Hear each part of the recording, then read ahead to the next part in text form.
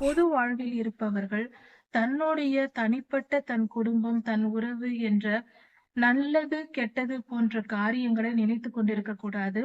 பொது வாழ்வில் இருப்பவர்கள் பொதுவான காரியங்களை நமக்கு, நம் தேசத்திற்கு, நம்மை சார்ந்தவர்களுக்கு தன் சொந்த வாழ்வில் இன்பத் துன்பங்கள் வந்தாலும் அதை ஒதுக்கிவிட்டு பொது நலன் கருதி வாழ பழகியிருக்க வேண்டும்.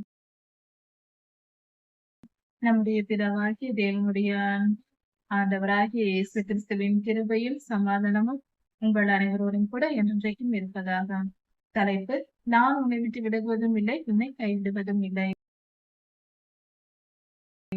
2 சாமுவேல் 19ஆம் அதிகாரம்.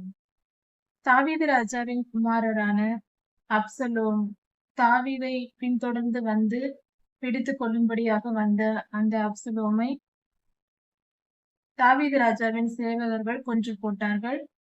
அப்பொழுது தாவீது ராஜா தனி அறைக்கு சென்று இந்த செய்தியை கேள்விப்பட்டவுடன் அழுது கொண்டிருந்தார். அப்சலோமை இவர்கள் வென்று விட்டார்கள் என்ற வெற்றி செய்தியை அறிந்தும் தன் குமாரனாகிய அப்சலோம் இறந்ததை தாங்க முடியாமல் தாவீது ராஜா தனியே சென்று அரண்மனையில் அழுது கொண்டிருந்தார். அப்பொழுது தாவீது ராஜாவின் சேவகர்கள் எல்லோரும் வெற்றி கொண்டாட்டமாக இருக்க வேண்டிய அந்த நேரத்தில் அப்சலோமுக்காக தாவீது ராஜா அழுது புலம்புகிறார் என்ற செய்தி கேட்டு எல்லோரும் வெட்கப்பட்டு ஒளிந்து மறைந்து சென்று விட்டார்கள்.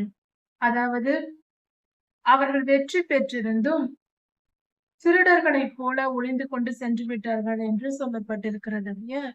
யோவாப் அப்பொழுது தாவீது ராஜாவினிடத்தில் வருகிறார். வந்து தாவீது ராஜாவை நோக்கி, நீர் இப்படி துக்கமாய் இருப்பது என்ன? அப்சலோம் கொல்லப்படாவிட்டால் அந்த மனிதர் இங்கே வந்து உம்மையும் உம்முடைய குடும்பங்களையும் உம்முடைய மறுமனையாட்டிகளையும் எல்லோரையும் கொன்று போடுவார். உம்முடைய ஜீவன் இன்று காப்பாற்றப்பட்டிருக்கிறது. கர்த்தர் உமக்கு வெற்றியை தந்திருக்கிறார். அதை நினைத்து பார்க்காமல் நீர் இப்படி துக்கமாய் இருப்பதென்ன? ஜனங்கள் எல்லோரும் நீர் இப்படி இருந்தால் அவர்கள் உம்மை விட்டு போய்விடுவார்கள். உம்முடைய நிலை என்ன யோசித்து பாரும். இப்படி நீர் இருக்கலாமா என்று உமக்காக உயிரை பிடித்துக் கொண்டு இஸ்ரவேலரை நீர் நினைத்து பாரும். உமக்காக உம்முடைய சார்பில் யுத்தம் செய்த ஜனங்களை நினைத்து பாரும் என்று யோவாப் சொல்லுகிறார்.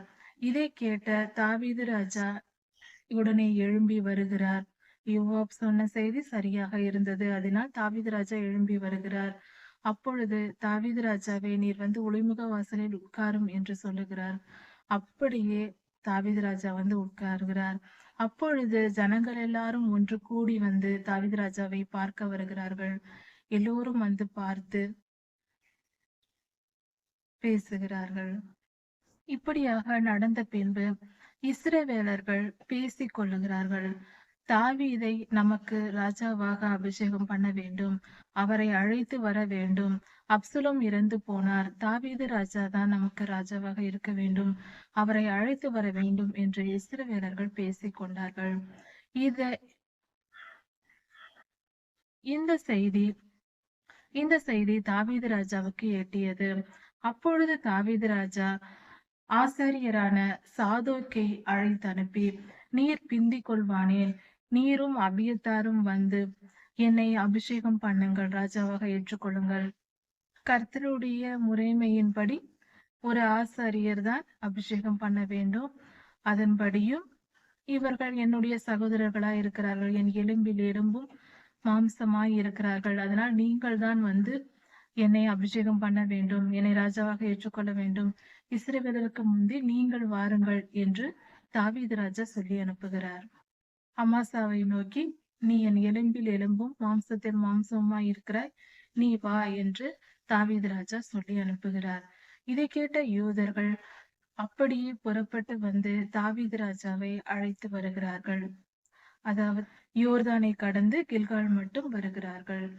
அப்பொழுது தாவீது ராஜா வனாந்திரத்திற்கு ஓடி போகும்போது கூடவே வந்து தூஷித்து கொண்டிருந்தார். கூடவே வந்து தூஷித்து கற்களை எடுத்து எரிந்து அடித்து துன்புறுத்தி கொண்டு வந்த சீமேயி என்ற மனுஷன் மீண்டுமாக இப்பொழுது ஓடி வருகிறான். அந்த மனிதன் தாவீது ராஜாவினிடத்தில் வந்து, என்னை மன்னியுங்கள், நான் செய்தது தவறு. நான் உங்களுக்கு பொல்லாப்பு செய்தேன். என்னை மன்னியுங்கள். இதோ எல்லோருக்கும் முன்பாக உம்மை வரவேற்க நான் ஓடி வந்தேன் என்று சீமேயி சொல்லுகிறான். என்னை மன்னித்து விடுங்கள் என்று சொல்லுகிறான். அதாவது தாவீது ராஜா கொன்று போடுவார் என்ற பயத்தில் வந்திருக்கலாம். இதை கேட்ட கூட இருந்தவர்கள், இவன் உம்மை தூஷித்தவன் அல்லவா? உம்மை அவமானப்படுத்தியவன் அல்லவா? இவனை இந்த நாளில் கொன்று போடுவோம் என்று சொல்லுகிறார்கள். அதற்கு தாவீது ராஜா, இல்லை, நான் இன்று ராஜாவாக அபிஷேகம் பண்ணப்படுகிற இந்த நாளில் இவன் கொல்லப்பட வேண்டாம், அவனை விட்டு விடுங்கள் என்று சொல்லி தாவீது ராஜா சீமேயை ஒன்றும் செய்யாமல் விட்டு விடுகிறார். இதன் பின்பாக மேவி போசேத்தின் வேலைக்காரரான சீபா அந்த மனிதன் வருகிறார். அந்த மனிதன் சவுல் ராஜாவின் காலத்தில் அவருடைய வீட்டு விசாரணைக்காரனாய் இருந்தவர். அதன் பின்பாக யோனத்தானின் குமாரனான மேவி போசேத்தின் சொத்துக்களை பராமரிக்கும்படியாக தாவீது ராஜா ஏற்கனவே ஒப்படைத்திருந்தார். அப்பொழுது தாவீது ராஜா வனாந்தரத்திற்கு வரும்போது ஒரு பொய்யை சீபா வந்து சொல்லி, மேவி போசேத்தின் மேல் பொய் சொல்லி தன்னோடு கூட நற்பெயர் எடுத்துக்கொண்டு தாவீது ராஜாவினுடன் இருந்தார். அந்த சீபா என்ற மனிதனும் சீபா 15 தன்னுடைய குமாரர்களுடனும் 20 வேலைக்காரருடனும் வந்து தாவீது ராஜாவை வரவேற்க வருகிறார். அதற்கு அடுத்ததாக மேவி போசேத் அங்கே வருகிறார். அங்கே வந்த பொழுது தாவீது ராஜா மேவி போசேத் வந்து வணங்குகிறார். அப்பொழுது தாவீது ராஜா, மேவி போசேத்தே, நீ என்னோடு கூட வராமல் போனதென்ன என்று தாவீது ராஜா கேட்கிறார். அதற்கு மேவி போசேத், என்னை குறித்து தவறாக உமக்கு சொல்லப்பட்டது. சீபா சொன்னது பொய். நான் காலம் உடவனாய் இருக்கிறபடியினால் கழுதையின் மேல் சேணம் வைத்துக் கொடும், நானும் ராஜாவுடன் போகிறேன் என்று சொன்னேன். ஆனால் சீபா அதற்கு ஒத்துக்கொள்ளவில்லை, என்னை அழைத்து வரவில்லை. நான் எந்த குற்றமும் செய்யவில்லை. என்னிடத்தில் ஒன்றுமில்லாதிருந்தும் நான் ஒரு நாயைப் போல இருந்தும் என்னை நீர் உம்முடைய பந்தியில் சாப்பிட வைத்தீர். உம்முடைய பந்தியில் இருக்க வைத்தீர். அதை நான் மேன்மையாக நினைக்கிறேன். அப்படி இருக்க இந்த மனிதன் என் மேல் பொல்லாப்பை சொல்வானே என்று சொல்லுகிறார். அதன் பின்பு தாவீது ராஜா, நீங்கள் உங்கள் சொத்துக்களை ஆளுக்கு பாதியாக பங்கிட்டுக் கொள்ளுங்கள் என்று தாவீது ராஜா சொல்லுகிறார். அதற்கு மேவி போசேத், எனக்கு ஒன்றும் வேண்டாம், எல்லாம் அந்த மனிதனோடு இருக்கட்டும். எனக்கு உம்முடைய பந்தியில் உட்காரும் நிலையை எங்களுக்கு கொடுத்திருக்கிறீர். உம்முடைய மேன்மையான அன்புக்கு நான் கட்டுப்பட்டு இருப்பேன். நான் உம்முடன் இருப்பேன் என்று மேவி போசேத் சொல்லுகிறார். இதன் பின்பாக தாவீது ராஜா மக்னாயிமுக்கு ஓடி போன போது அங்க மக்னாயிமில் பர்சிலா என்னும் ஒரு 80 வயதுடைய ஒரு மனிதனிடத்தில் அந்த மனிதனுடைய உதவியில் ஆதரவில் தாவீது ராஜா அங்கிருந்தார். இப்பொழுது அந்த மனிதன் தாவீது ராஜாவை பார்க்க வருகிறார். நான் உம்மை வழிவிட்டு அனுப்ப கில்கால் வரைக்கும் வருகிறேன் என்று சொல்லி வருகிறார். அப்பொழுது தாவீது ராஜா, நீர் என்னுடனே கூட வாரும், நான் உம்மை பராமரிப்பேன், நான் உம்மை பார்த்து கொள்வேன். மகனாயிமில் இருக்கும் வரை எனக்கு நீர் உதவியாய் இருந்தீர். நீர் எங்களோடு கூட வந்து விடுங்கள் என்று சொல்லுகிறார். அதற்கு பர்சிலா, நான் 80 வயது உடையவன். இனி உம்முடன் வந்து நல்ல ஆகாரங்களை புசிக்கவோ நன்மையான காரியங்களை அனுபவிக்கவோ நான் போவதில்லை. என் வயது முதிர்ந்தவனாய் இருக்கிறேன். நான் என் ஊருக்கு சென்று நான் உம்மை வழிவிட்டு அனுப்பிய பின்பு என் ஊருக்கு சென்று என் தகப்பனாருடைய இடத்தில் இருப்பேன். நான் மரணம் அடைந்ததும் என்னை என் முன்னோர்களின் கல்லறைகளில் அடக்கம் பண்ணட்டும். நான் அங்கேயே இருக்கிறேன் என்று பர்சிலா சொல்லுகிறார். தாவீது ராஜாவுக்கு பர்சிலா மிகவும் உதவி செய்தவராய் இருக்கிறார். அதனால் தாவீது ராஜா மிகவும் நன்றியுள்ளவராக பர்சிலாவிற்கு சொல்லுகிறார். அப்பொழுது பர்சிலா, எனக்கு பதிலாக கிம்காம் உம்முடன் இருக்கட்டும், நீர் அவனை அழைத்து சென்று அவனை போஷித்துக் கொள்ளும் என்று சொல்லுகிறார்.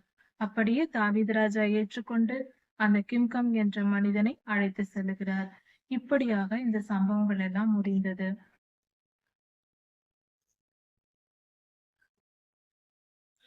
இப்படி எல்லா காரியங்களும் முடிந்து தாவீது ராஜா அரசால ராஜாவாக வருகிறார். அப்பொழுது இஸ்ரவேலர்கள் புறப்பட்டு வந்து, நாங்கள் அல்லவா தாவீது ராஜாவை ராஜாவாக்க வேண்டும் என்று முதலில் சொன்னோம். அதற்குள் நீங்கள் வந்து ராஜாவாக்கியது என்ன என்று சொல்லுகிறார்கள். இதை கேட்டதும் அவர்களுக்கும், அதாவது இஸ்ரவேலரின் 10 கோத்திரங்களுக்கும் யூதர்களுக்கும், யூதா கோத்திரத்தாருக்கும் சண்டை வலுக்கிறது, வாக்குவாதம் வருகிறது. நாங்கள் அல்லவா முன்பே சொன்னோம் ராஜாவாக்க வேண்டும் தாவீதை என்று. நீங்கள் எப்படி அழைத்து வரலாம் என்று சொல்லுகிறார்கள். இப்படி இவர்களுடைய வாக்குவாதம் பெரிதாகிறது. ஆனால் யூதாவின் பேச்சே எடுபடுகிறது. அதுவே பெரியதாய் வளர்ந்து நிற்கிறது. இஸ்ரவேலர்கள் பின்தங்குகிறார்கள். இப்படியாக வாக்குவாதம் நடந்து கொண்டிருக்கிறது.